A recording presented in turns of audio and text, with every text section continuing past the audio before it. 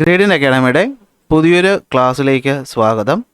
നമ്മൾ പഠിച്ചുകൊണ്ടിരുന്നത് മൂന്നാമത്തെ ചാപ്റ്റർ ആയിരുന്നു. അപ്പോൾ ആ ചാപ്റ്ററിൽ നമ്മൾ കഴിഞ്ഞ ക്ലാസ് വരെയായിട്ട് പെനിൻസുലാർ പ്ലേറ്റ്യൂവിൻ്റെ ഡിവിഷനുകളെ പറ്റി പഠിച്ചു.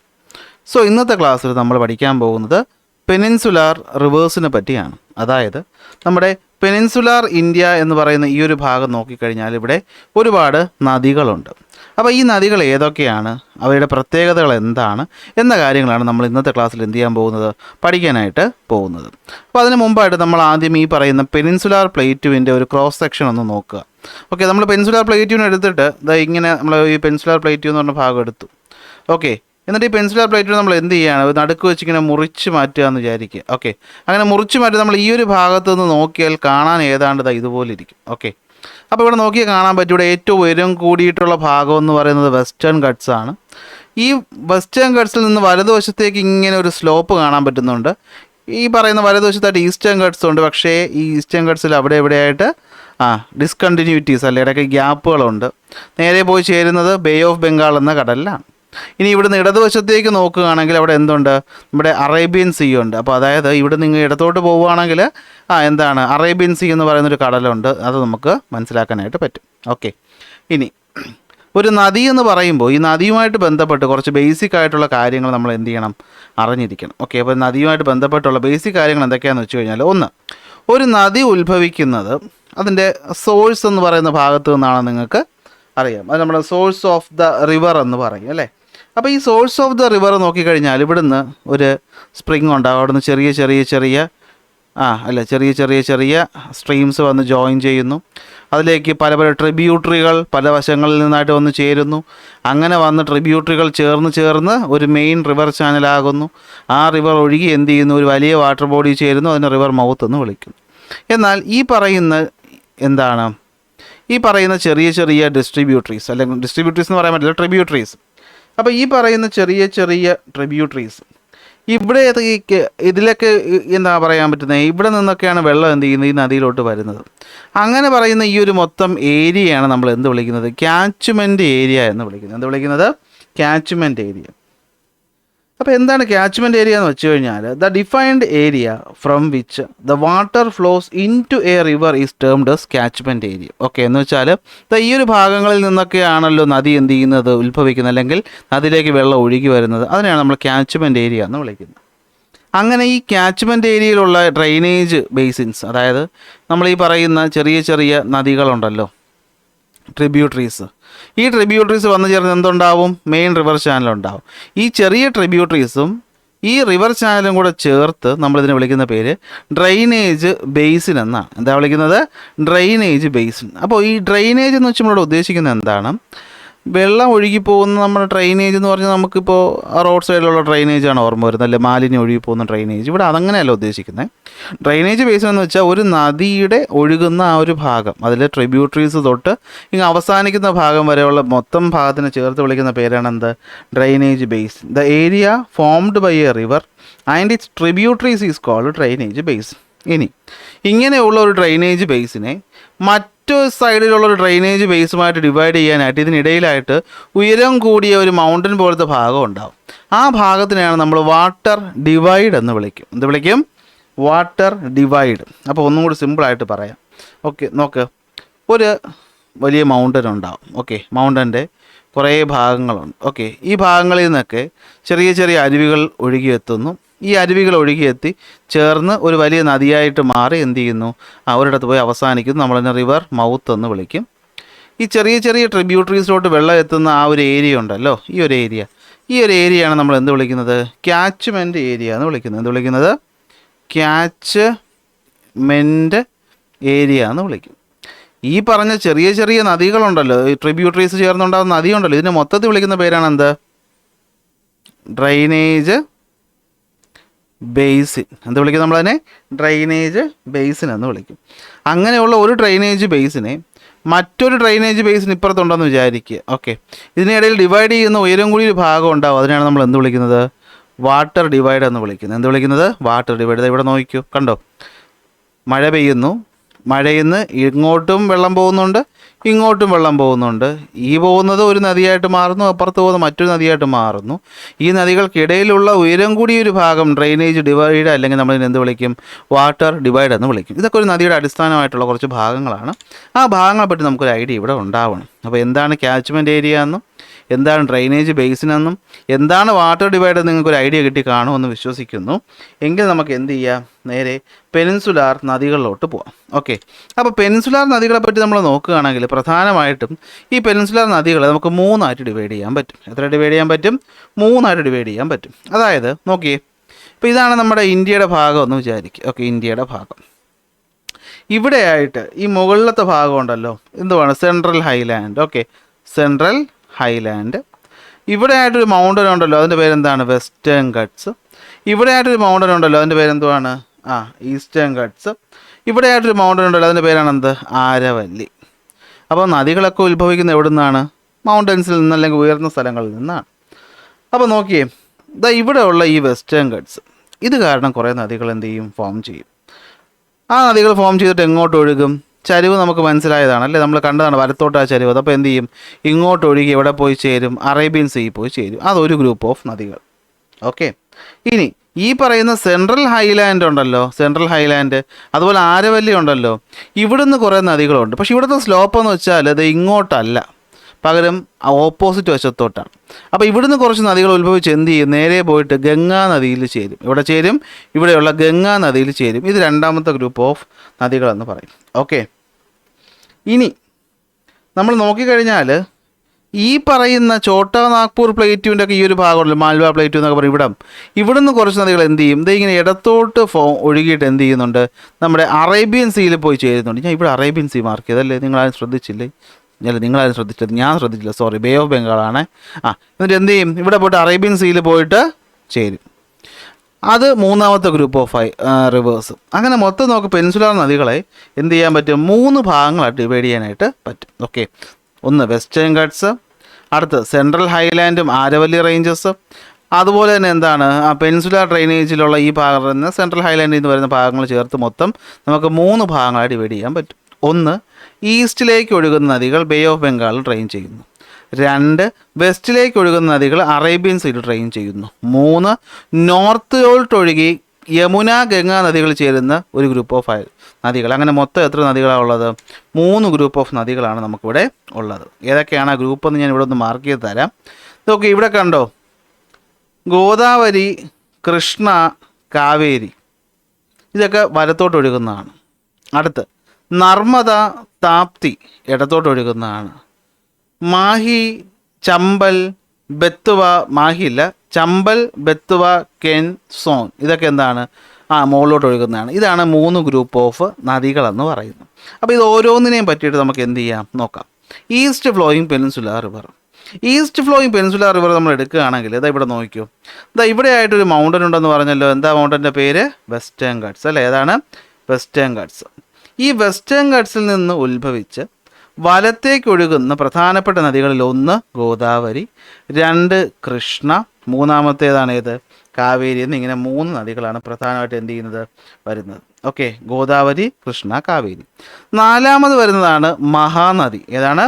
മഹാനദി. അപ്പോൾ മഹാനദി, ഗോദാവരി, കൃഷ്ണ, കാവേരി എന്നിങ്ങനെ 4 നദികൾ ഉത്ഭവിച്ച് അവിടെ നിന്നും വലത്, അതായത് ഈസ്റ്റിലേക്ക് ഒഴുകി ബേ ഓഫ് ബംഗാളിൽ പോയിട്ട് ചേരുന്നു.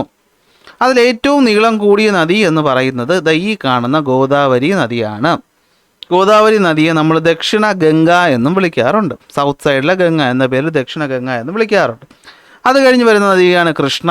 അത് കഴിഞ്ഞ് വരുന്ന നദിയാണ് കാവേരി. വലിപ്പത്തിൽ 4ാം സ്ഥാനമാണ് ആർക്കെന്ന് പറയുന്നത്? മഹാനദി എന്ന് പറയുന്ന റിവറിന് ഉള്ളത്. അപ്പോൾ ഈ നദികളെ പറ്റി നമ്മളൊന്ന് നോക്കുകയാണെങ്കിൽ ഫസ്റ്റ് വരുന്നതാണ് ഗോദാവരി. ഗോദാവരി ഇവിടെ നോക്കിയാൽ നിങ്ങൾക്ക് കാണാൻ പറ്റും, മഹാരാഷ്ട്ര എന്ന സ്റ്റേറ്റിൽ നിന്നാണ്. ഇവിടെ നിന്നാണ് മഹാരാഷ്ട്ര എന്ന സ്റ്റേറ്റിൽ നാസിക് എന്ന് പറയുന്ന സ്ഥലത്ത് നിന്നാണ് എന്ത് ചെയ്യുന്നത്, ഈ പറയുന്ന ഗോദാവരി എന്ത് ചെയ്യുന്നത്, ഉത്ഭവിക്കുന്നത്. ഞാനൊന്ന് മാച്ചിട്ട് പറഞ്ഞുതരാം. ഓക്കെ, അപ്പോൾ എന്താണ് ഇവിടെ താഴെ എനിക്ക് തോന്നുന്നു ട്രിബ്യൂട്ടറീസിൻ്റെ പേര് കൂടെ ഉണ്ടെന്ന് തോന്നുന്നു. ഞാൻ ഒന്ന് നോക്കിക്കോട്ടെ, 1 സെക്കൻഡ്.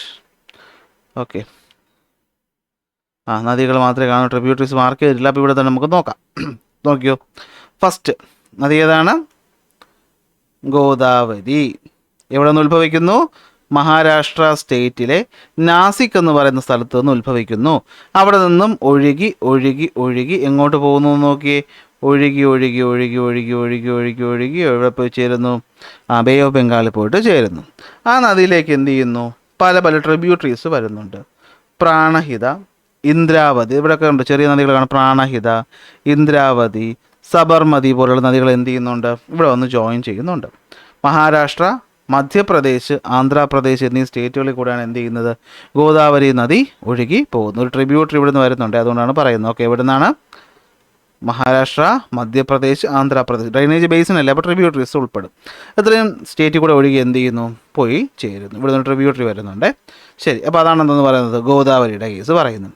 രണ്ടാമത്തെ നദിയാണ് കൃഷ്ണ നദി. നോക്കിയേ, മഹാരാഷ്ട്ര കണ്ടോ, ഇവിടെ തന്നെ ചെറിയൊരു ഗ്യാപ്പിൽ മഹാരാഷ്ട്രയിൽ നിന്നാണ് വരുന്നത്. ഓക്കെ, അപ്പോൾ മഹാരാഷ്ട്രയിലെ മഹാബലേശ്വർ എന്ന് പറയുന്ന സ്ഥലത്ത് നിന്ന് ഉത്ഭവിച്ച് മഹാരാഷ്ട്രയിലൂടെയും കർണാടകയിലൂടെയും ആന്ധ്രാപ്രദേശിലൂടെയും ഒക്കെ ഒഴുകി എന്ത് ചെയ്യുന്നു? ഇതാ ഇവിടെ വന്ന് ചേരുന്നു. എവിടെ വന്ന് ചേരുന്നു? ബേ ഓഫ് ബംഗാളിൽ വന്ന് ചേരുന്നു. തുംഗഭദ്ര, ഭീമ, കൊയ്ന ഇതൊക്കെയാണ് പ്രധാനപ്പെട്ട ട്രിബ്യൂട്ടറീസ് എന്ന് പറയുന്നത്. മൂന്നാമത് വരുന്നതാണ് കാവേരി നദി. കാവേരി നദി കർണാടക ജില്ലയിൽ ബ്രഹ്മഗിരി കുന്നുകളിൽ നിന്നാണ് ഉത്ഭവിക്കുന്നത്. ബ്രഹ്മഗിരി ഹിൽസ്. അവിടെ നിന്ന് എന്ത് ചെയ്യുന്നു? വലത്തേക്ക് ഒഴുകുന്നു. ഒഴുകി വന്ന് എവിടെ ചേരുന്നു? ബേ ഓഫ് ബംഗാളിൽ പോയിട്ട് ചേരുന്നു. കേരള, തമിഴ്നാട്, കർണാടക ഇതൊക്കെയാണ് പ്രധാനമായിട്ട് ഒഴുകുന്ന സ്റ്റേറ്റ്. ട്രിബ്യൂട്ടറീസ് നോക്കിയാൽ കബനി നദി കേരളത്തിലാണ്, നിങ്ങൾക്കറിയാം. ഭവാനി കേരളത്തിലാണ്. അമരാവതി ഇതൊക്കെയാണ് എന്താ പ്രധാനപ്പെട്ട ട്രിബ്യൂട്ടറീസ് എന്ന് പറയുന്നത്. അങ്ങനെയാണെങ്കിൽ ഛത്തീസ്ഗഡ് എവിടെയാണ്? ഛത്തീസ്ഗഡ് എന്ന് പറയുന്ന സ്ഥലത്ത്, റായ്പൂർ എന്ന് പറയുന്ന സ്ഥലത്ത് ഷിഹാവ കുന്നുകൾ എന്താണ്? ഛത്തീസ്ഗഡ് എന്ന സ്റ്റേറ്റിൽ റായ്പൂർ എന്ന സ്ഥലത്തിലെ ഷിഹാവ മലനിരകളിൽ നിന്ന് ഉത്ഭവിച്ച് റൈറ്റിലോട്ട് ഒഴുകി എന്ത് ചെയ്യുന്നു? പോകുന്നു. റൈറ്റിലോട്ട് ഒഴുകി ചെന്ന് ബേ ഓഫ് ബംഗാളിൽ കയറുന്ന നദിയാണ് ഏതെന്ന് പറയുന്നത്? മഹാനദി എന്ന് പറയുന്നത്. ഇബും ടെല്ലും, ഇബും ടെല്ലുമാണ് എന്ത്? പ്രധാനപ്പെട്ട ട്രിബ്യൂട്ടറീസ്. ഓക്കെ, അപ്പോൾ ഇതാണ് എന്ത്? നമ്മുടെ ഈസ്റ്റ് ഫ്ലോയിങ് നദികളിൽ നമ്മൾ അറിഞ്ഞിരിക്കേണ്ടത്. അപ്പോൾ ഈസ്റ്റ് ഫ്ലോയിങ് നദികൾ ഏതൊക്കെയാണ്? മഹാനദിയുണ്ട്, ഗോദാവരിയുണ്ട്, കൃഷ്ണയുണ്ട്, കാവേരിയുണ്ട്. മഹാനദി, ഗോദാവരി, കൃഷ്ണ, കാവേരി. അതിലേറ്റവും വലുത് ഗോദാവരി. 1465 കിലോമീറ്റർ നീളം, 3.13 lakh square kilometre area catchment area ആയിട്ടുണ്ട്. ദക്ഷിണ ഗംഗ എന്ന പേരിൽ അറിയപ്പെടുന്നു. ഇതിൽ രണ്ടാം സ്ഥാനം കൃഷ്ണ, മൂന്നാം സ്ഥാനം കാവേരി നദികൾക്കാണ്. മഹാനദി ഉത്ഭവിക്കുന്നത് ഛത്തീസ്ഗഡിലെ റായ്പൂരിലെ ഷിഹാവ മലനിരകൾ. ഇബും ടെല്ലും പ്രധാനപ്പെട്ട ട്രിബ്യൂട്ടറീസ്. ഛത്തീസ്ഗഡ്, ഒഡീഷ, മധ്യപ്രദേശിലൂടെ ഒഴുകുന്നു. ഗോദാവരി നദി നാസിക്, മഹാരാഷ്ട്രയിലെ നാസിക് എന്ന് പറയുന്ന സ്ഥലത്ത് നിന്ന് ഉത്ഭവിക്കുന്നു. മഹാരാഷ്ട്ര, മധ്യപ്രദേശ്, ആന്ധ്രാപ്രദേശിലൂടെ ചെന്നിട്ട് ബേ ഓഫ് ബംഗാളിൽ പോകുന്നു. പ്രാണഹിത, ഇന്ദ്രാവതി, ശബരി പ്രധാനപ്പെട്ട ട്രിബ്യൂട്ടറീസ്. കൃഷ്ണ നദി മഹാരാഷ്ട്രയിലെ മഹാബലേശ്വറിൽ നിന്ന് ഉത്ഭവിക്കുന്നു. മഹാരാഷ്ട്ര, കർണാടക, ആന്ധ്രാപ്രദേശിലൂടെ ഒഴുകി ബേ ഓഫ് ബംഗാളിൽ പോയി ചേരുന്നു. തുംഗഭദ്രയും ഭീമയും കൊയ്നയുമാണ് പ്രധാനപ്പെട്ട ട്രിബ്യൂട്ടറീസ്. കാവേരി കർണാടകയിലെ ബ്രഹ്മഗിരി കുന്നുകളിൽ നിന്ന് ഉത്ഭവിക്കുന്നു. കർണാടക, തമിഴ്നാട്, കേരളത്തിലൂടെ ഒഴുകി ബേ ഓഫ് ബംഗാളിൽ പോയി ചേരുന്നു. കബനി, ഭവാനി, അമരാവതിയാണ് എന്ത്? പ്രധാനപ്പെട്ട ട്രിബ്യൂട്ടറീസ് എന്ന് പറയുന്നത്. ഇതിൽ നമ്മൾ നോക്കിക്കഴിഞ്ഞാൽ ഈ പറയുന്ന പെനിൻസുലാർ നദികൾ മിക്കത് നമ്മൾ നോക്കിക്കഴിഞ്ഞാൽ ഇവരെന്താണ്? ഇവർ സീസണൽ നദികളാണ്. എന്ന് വെച്ചാൽ എന്താ അതിൻ്റെ അർത്ഥം എന്ന് പറഞ്ഞു കഴിഞ്ഞാൽ ഇവർ പ്രധാനമായിട്ടും എന്തായിരിക്കും? മഴക്കാലത്ത് നന്നായിട്ട് ഒഴുകുകയും അത് കഴിയുമ്പോൾ എന്താണ്? വേനൽക്കാലത്ത് അത്യാവശ്യം ഡ്രൈ ആയിട്ട് ഒഴുകുകയും ചെയ്യുന്ന നദികളാണ് എന്തെന്ന് പറയുന്നത്? പെനിൻസുലാർ നദികളെന്ന് പറയുന്നത്. എന്ത് പറയുന്നത്? പെനിൻസുലാർ നദികളെന്ന് പറയും. എന്നാൽ കാവേരി നദിക്ക് മാത്രം ചെറിയൊരു വ്യത്യാസമുണ്ട്. കാവേരി നദി ഏതാണ്ട് പെരിനിയലായിട്ടുള്ള റിവറാണ്. എന്ന് വെച്ചാൽ കാവേരി നദി ഉത്ഭവിക്കുന്ന കർണാടക എന്ന് പറയുന്ന സംസ്ഥാനത്ത് നിന്നാണ്, നിങ്ങൾക്ക് അറിയാം. അപ്പോൾ അവിടെ നമ്മൾ നോക്കിക്കഴിഞ്ഞാൽ നമ്മുടെ വെസ്റ്റേൺ ഗട്ട്സ് എന്ന് പറയുന്ന മലനിരകളുണ്ടല്ലോ. അപ്പോൾ ഈ വെസ്റ്റേൺ ഗട്ട്സ് എന്ന് പറയുന്ന മലനിരകളിൽ നോക്കിയേ, ഈ പറയുന്ന ഭാഗങ്ങളിൽ എന്ത് കിട്ടാറുണ്ട്? നമുക്ക് മൺസൂൺ മഴ കിട്ടാറുണ്ട്. എന്ത് കിട്ടാറുണ്ട്? മൺസൂൺ റെയിൻ കിട്ടാറുള്ളത് കൊണ്ട് തന്നെ നോക്കിയോ, the water flow in the river Kaveri does not experience any significant decrease in the flow throughout the year. എന്തുകൊണ്ടെന്ന് വെച്ച് കഴിഞ്ഞാൽ ഈ പറയുന്ന നദിയുടെ ക്യാച്ച്മെൻറ്റ് ഏരിയയിൽ സൗത്ത് വെസ്റ്റ് മൺസൂൺ കിട്ടും. ഓക്കെ, അതുപോലെ സമ്മർ സമയത്ത് നോർത്ത് ഈസ്റ്റ് മൺസൂൺ മഴയും നമുക്കിവിടെ കിട്ടും. എന്ന് വെച്ചാൽ എന്താ നമ്മൾ ഉദ്ദേശിക്കുന്നതെന്ന് വെച്ച് കഴിഞ്ഞാൽ നോക്കിയേ, ഈ പറയുന്ന നമ്മുടെ കാവേരി നദി നമ്മൾ എടുക്കുകയാണ്, കേരളത്തിൻ്റെ ഭാഗമാണെന്ന് മനസ്സിലായല്ലോ.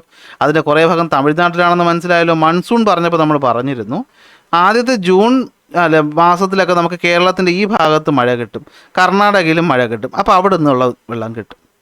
ഇനി നോർത്ത് ഈസ്റ്റ് മൺസൂൺ എന്ത് ചെയ്യും? തിരിച്ചു വരുന്ന റിട്രീറ്റിംഗ് മൺസൂണാണല്ലേ, അത് തമിഴ്നാട്ടിൻ്റെ ഭാഗത്ത് മാത്രം മഴ പെയ്യിക്കുമെന്ന് ഞാൻ പറഞ്ഞിട്ടുണ്ടായിരുന്നു. അപ്പോൾ ആ മഴ കാരണം എന്ത് ചെയ്യും? ഇവിടെ വീണ്ടും കുറേ മഴ കിട്ടും. അപ്പോൾ അവിടെ നിന്ന് നമുക്ക് എന്ത് കിട്ടും? വെള്ളം കിട്ടും. അങ്ങനെ വർഷം മുഴുവൻ കാവേരി നദിയിൽ എന്തുണ്ടാകും? വെള്ളം കിട്ടാറ് ഉണ്ട്. ഓക്കെ, ഇനി വെസ്റ്റ് ഫ്ലോയിങ് നദികളിലോട്ട് നമുക്ക് നോക്കാം. വെസ്റ്റ് ഫ്ലോയിങ് നദികൾ പ്രധാനമായിട്ടും രണ്ടെണ്ണമാണ് നമുക്ക് പഠിക്കാനായിട്ടുള്ളത്. ഒന്ന് നർമ്മദയും മറ്റൊന്ന് താപ്തിയും. ഇതൊക്കെയാണ് നർമ്മദയും താപ്തിയും എന്നിങ്ങനെ രണ്ട് നദികളാണ് നമുക്ക് പഠിക്കാനായിട്ടുള്ളത്. ഇതൊക്കെയാണ് നർമ്മദയും താപ്തിയും. ഓക്കെ, ഇവിടെ നോക്കിയോ, മുകളിൽ നിങ്ങൾക്ക് നർമ്മദ കാണാം, താപ്തി കാണാം. അപ്പോൾ ഈ നർമ്മദയും താപ്തിയും രണ്ടും നോക്കിയാൽ കാണാൻ പറ്റും സെൻട്രൽ ഹൈലാൻഡിൻ്റെ ഭാഗത്ത് നിന്നാണ് എന്ത് ചെയ്യുന്നത്? ഉത്ഭവിക്കുന്നത്. സെൻട്രൽ ഹൈലാൻഡ് ഭാഗത്തു നിന്ന് ഉത്ഭവിച്ച് ഇടതുവശത്തേക്ക് ഒഴുകി പോകുന്ന നദികളാണ് എന്തെന്ന് പറയുന്നത്? നർമ്മദയും താപ്തി എന്ന് പറയുന്ന രണ്ട് നദികൾ. അപ്പോൾ ഈ നർമ്മദ താപ്തി നദികൾ നമ്മൾ നോക്കുകയാണെങ്കിൽ നർമ്മദാ നദി നമ്മൾ നോക്കിയാൽ ഉത്ഭവിക്കുന്നത് എവിടെ നിന്നാണെന്ന് നോക്കിയേ? നർമ്മദാ നദി. അത് നിങ്ങൾ നർമ്മദാ നദി ലൊക്കേറ്റ് ചെയ്യുക. ഇതാണ് നർമ്മദാ നദി. ലൊക്കേറ്റ് ചെയ്യുന്നത് എവിടെ നിന്നാണെന്ന് വെച്ച് കഴിഞ്ഞാൽ മധ്യപ്രദേശിലെ അമർകണ്ടക്. എന്താണ്? മധ്യപ്രദേശിലെ അമർകണ്ടക് എന്ന് പറയുന്ന സ്ഥലത്ത് നിന്ന് ഉത്ഭവിച്ച് ഇടത്തോട്ടാണ് ഒഴുകുന്നത്.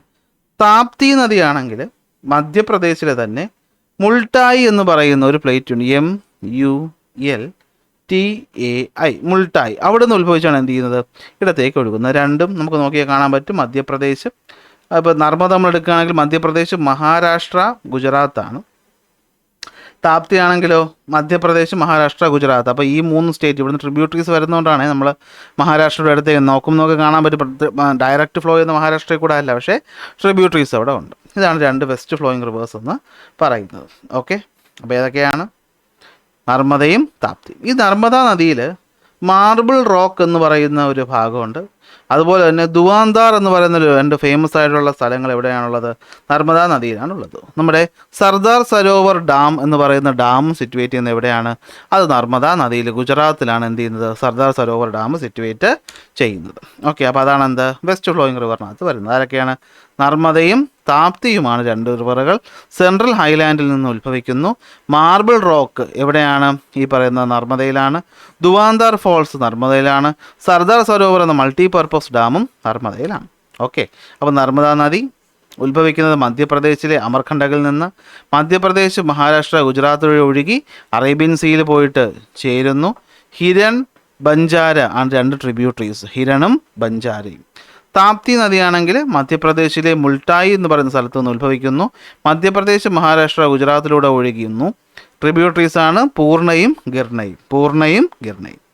ലാസ്റ്റ് വരുന്നതാണ് എന്ത്?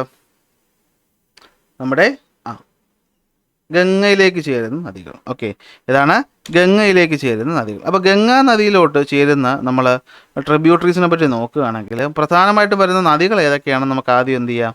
ഒന്ന് ലൊക്കേറ്റ് ചെയ്യാം. ഇവിടെ മുകളിലായിട്ട് നമ്മൾ നോക്കിക്കഴിഞ്ഞാൽ നമുക്ക് കാണാൻ പറ്റും പ്രധാനപ്പെട്ട നദികളെന്ന് പറയുന്നതിൽ ഒന്ന് ചമ്പൽ, വെള്ള ലെറ്റർ എഴുതിയിട്ടുണ്ട്. അടുത്ത് വരുന്നതാണ് ബെത്വ, കെൻ, സോൺ. ഓക്കെ, ചമ്പൽ, ബെത്വ, കെൻ, സോൺ. അതുപോലെ തന്നെ ഇവിടെ സിന്ധ് എന്ന് പറയുന്ന ഒരു നദിയുണ്ട്. അപ്പോൾ ഈ നദികളൊക്കെയാണ് എന്ത് ചെയ്യുന്നത്? ഈ പറയുന്ന ഗംഗയിലോട്ട് ചേരുന്ന പ്രധാനപ്പെട്ട നദികളെന്ന് പറയുന്നു. ഓക്കെ, അതിൽ നമുക്ക് നോക്കിക്കഴിഞ്ഞാൽ ഓരോ നദികളെ പറ്റിയിട്ടൊന്നും ഇവിടെ ടെസ്റ്റ് പറയാത്തതുകൊണ്ട് നമ്മൾ കൂടുതൽ പോയിന്റ് ഒന്നും പറയുന്നില്ല. ഇവിടെ ആകെ പറയുന്ന ചമ്പൽ നദി കാണുന്ന ഒരു പ്രത്യേകതയെ പറ്റിയിട്ടാണ്, നമുക്കതൊന്ന് നോക്കാം. അപ്പോൾ ഏതൊക്കെയാണ് ഗംഗയിൽ ചേരുന്ന നദികൾ? ചമ്പൽ, സിന്ധ്, ബെത്വ, കെൻ, സോൺ. എല്ലാം എന്താണ്? നോർത്ത് പാർട്ടിലോട്ട് ഒഴുകിയിട്ട് ഗംഗാ റിവർ സിസ്റ്റത്തിൻ്റെ ഭാഗമായിട്ട് മാറുന്നതാണ്. അതിൽ ചമ്പൽ നമ്മൾ നോക്കിക്കഴിഞ്ഞാൽ ഇതാ കണ്ടോ, ഇവിടെ ഈ വെള്ളം ഒലിച്ചു പോകുന്ന സ്ഥലത്ത് ഇത് ഇങ്ങനെ ഒരു പ്രത്യേക ഷേപ്പിലുള്ള കുന്നുകൾ പോലെയുള്ള സ്ഥലങ്ങൾ കാണാം. ഇതിനെ വിളിക്കുന്ന പേരാണ് റാവൈൻസ്. എന്താണ്? റാവൈൻസ്. ഓക്കെ, അപ്പോൾ എന്താണ് റാവൈൻസ് എന്ന് വെച്ച് കഴിഞ്ഞാൽ ദ ഗലീസ് ആണ്. ഇത് GULLIES, ഒരു ടൈപ്പ് മിസ്റ്റേക്കാണ്. ദ ഗലീസ്. വെള്ളം ഒഴുകി പോകുമ്പോൾ ഉണ്ടാകുന്ന ആ ഒരു ഓട പോലത്തെ ഭാഗം ഉണ്ടല്ലോ, ഇപ്പം റോഡ് സൈഡിലൊക്കെ വെള്ളം ഒഴുകി പോകുമ്പോൾ മണ്ണ് കുത്തിയൊലിച്ച് പോയിട്ടൊരു സ്ഥലം കാണത്തില്ല, ഒരു ചെറിയ കുഴി പോലത്തെ ഭാഗം, അതിനാണ് നമ്മൾ ഗലീസ് എന്ന് വിളിക്കുന്നത്. ഓക്കെ, അപ്പോൾ ചമ്പലിൽ നദി കാരണം ഉണ്ടാകുന്ന കണ്ടിന്യൂസ് ഇറോഷൻ കാരണം ഉണ്ടാകുന്ന ഒരു പ്രത്യേകതരം ടോപ്പോഗ്രഫിയാണ് നമ്മൾ എന്ത് വിളിക്കുന്നത്? റാവൈൻസ് എന്ന് വിളിക്കുന്നത്. സത്യത്തിൽ ഇതെന്താണ്? ഇതൊരു ബാഡ് ലാൻഡാണ്. എന്താണത്? ബാഡ് ലാൻഡാണ്. ഇവിടെ കുറച്ച് ടൈപ്പിംഗ് മിസ്റ്റേക്ക് നിങ്ങൾക്ക് കാണാം. ഞാൻ നോട്ട് PDF ആക്കുമ്പോഴത്തേക്ക് അത് ഞാൻ മാറ്റിയിട്ട് എന്ത് ചെയ്യുക, അപ്ലോഡ് ചെയ്യുക. ഓക്കെ, കുറച്ച് ടൈപ്പിംഗ് മിസ്റ്റേക്കുകളുണ്ട്. ഓക്കെ, അപ്പോൾ ആ സംഭവം എന്താണ്, അപ്പോൾ നമ്മുടെ ഈ പറയുന്ന നദികൾ ഒഴുകുന്ന കാരണം ഇവിടുത്തെ മണ്ണ് കുത്തിയൊലിച്ച് പോയിട്ട് ഒരു ഉപയോഗശൂന്യമായിട്ടുള്ള ഒരു സ്ഥലം ഉണ്ടാവും. പക്ഷെ കാണുമ്പോൾ ഒരു പ്രത്യേക ഡിസ്റ്റിങ്റ്റീവായ ഒരു ഷേപ്പൊക്കെ ഉള്ളതുകൊണ്ട് നമ്മളതിനെ വിളിക്കുന്ന പേരാണ് റാവെയിൻസ്. അതെന്താണ്, ചമ്പൽ ബേസിൻ്റെ പ്രത്യേകതയാണ്. ഓക്കെ, ലാസ്റ്റ് ഇന്നത്തെ ടോപ്പിക്കാണ് മൾട്ടിപർപ്പസ് പ്രോജക്റ്റ്. ഡാം, സിമ്പിളായിട്ട് പറഞ്ഞു കഴിഞ്ഞാൽ ഈ ഡാമിനെയാണ് നമ്മൾ മൾട്ടിപർപ്പസ് പ്രോജക്റ്റ് എന്ന് വിളിക്കുന്നത്. ഈ ഡാം നമ്മൾ നോക്കുകയാണെങ്കിൽ ഡാം നമ്മൾ കൺസ്ട്രക്ട് ചെയ്തേക്കുന്ന ഇറിഗേഷന് വേണ്ടിയിട്ടാകാം, ഫ്ലഡ് കൺട്രോൾ ചെയ്യാൻ വേണ്ടിയിട്ടാകാം, റെക്രിയേഷന് വേണ്ടിയിട്ടാകാം, ഇലക്ട്രിസിറ്റി പ്രൊഡ്യൂസ് ചെയ്യാൻ വേണ്ടിയിട്ടാകും. അങ്ങനെ പല ആവശ്യങ്ങൾക്ക് വിവിധ ഉദ്ദേശ പദ്ധതി, അതാണ് എൻ്റെ മലയാളം എന്ന് പറയുന്നത്. അത് പ്രധാനപ്പെട്ട കുറച്ച് ഡാമുകളാണ്. ഒന്ന് ഹിരാക്കുഡ് ഡാം. ഇത് GK പോർഷനാണ്, ഓർത്ത് വെച്ചോ, നമുക്ക് എപ്പോഴെങ്കിലുമൊക്കെ ഇത് ആവശ്യം വരും. ഹിരാക്കുഡ് മഹാനദിയിലാണ്, ഒഡീഷ സ്റ്റേറ്റിൽ. തുംഗഭദ്ര എന്ന് പറയുന്നത് എവിടെയാണ്, തുംഗഭദ്ര നദിയിലാണ്, കൃഷ്ണ നദിയുടെ ട്രിബ്യൂട്ടറിയാണ്, കർണാടകയിലാണ്. സർദാർ സരോവർ നർമ്മദ നദിയിലാണ്, നമ്മൾ പറഞ്ഞു ഗുജറാത്തിലാണ്. കൃഷ്ണ രാജസാഗർ ഡാം കാവേരിയിലാണ്, കർണാടകയിലാണ്. നിസാം സാഗർ എന്ന് പറയുന്നത് ഗോദാവരിയിലാണത്, ആന്ധ്രാപ്രദേശിലാണ്. അപ്പോൾ ഹിരാക്കുഡ് മഹാനദി ഒഡീഷ, ഹിരാക്കുഡ് മഹാനദി ഒഡീഷ, തുംഗഭദ്ര കർണാടക, സർദാർ സരോവർ നർമ്മദ ഗുജറാത്ത്, കൃഷ്ണ രാജസാഗർ കാവേരി കർണാടക, നിസാം സാഗർ ഗോദാവരി ആന്ധ്രാപ്രദേശ്. നോക്കി വയ്ക്കുക. ഇനി വരുന്ന മൾട്ടിപർപ്പസ് പ്രോജക്റ്റ് ഞാൻ നേരത്തെ പറഞ്ഞു തന്നു, ഒരു നദിയിൽ കെട്ടുന്ന ഡാമാണ്. ഒരേ സമയം പല പല പർപ്പസുകൾക്ക് വേണ്ടി കെട്ടുന്നതുകൊണ്ടാണ് നമ്മളതിനെ എന്ത് വിളിക്കുന്നത്, മൾട്ടിപർപ്പസ് എന്ന് വിളിക്കുന്നത്. ഫ്ലഡ് കൺട്രോളിന് വേണ്ടിയാകാം, ഇറിഗേഷന് വേണ്ടിയാകാം, ഹൈഡൽ പവർ ജനറേഷന് വേണ്ടിയാകാം, ഇൻലാൻഡ് ട്രാൻസ്പോർട്ടിന് വേണ്ടിയിട്ടാകാം, ഫിഷിംഗ് ടൂറിസം പല പദ്ധതിക്ക് വേണ്ടിയിട്ടാകാം. അപ്പോൾ ഇതാണ് ഈ പറയുന്ന ചാപ്റ്ററിൽ നമുക്ക് ഇന്നത്തെ ക്ലാസ്സിൽ പഠിക്കാനുള്ളത്. ഇനി വരുന്ന നാച്ചുറൽ വെജിറ്റേഷനാണ്, അത് നമുക്ക് എന്ത് ചെയ്യാം, അടുത്ത ക്ലാസ്സിൽ പഠിക്കാം. അപ്പോൾ നോട്ട് വേണ്ടവർ ടെലഗ്രാം ഗ്രൂപ്പിൽ ജോയിൻ ചെയ്യുക. അടുത്ത ക്ലാസ്സിൽ അടുത്ത ടോപ്പിക്കുമായിട്ട് കാണാം. അതുവരെ ബൈ ബൈ.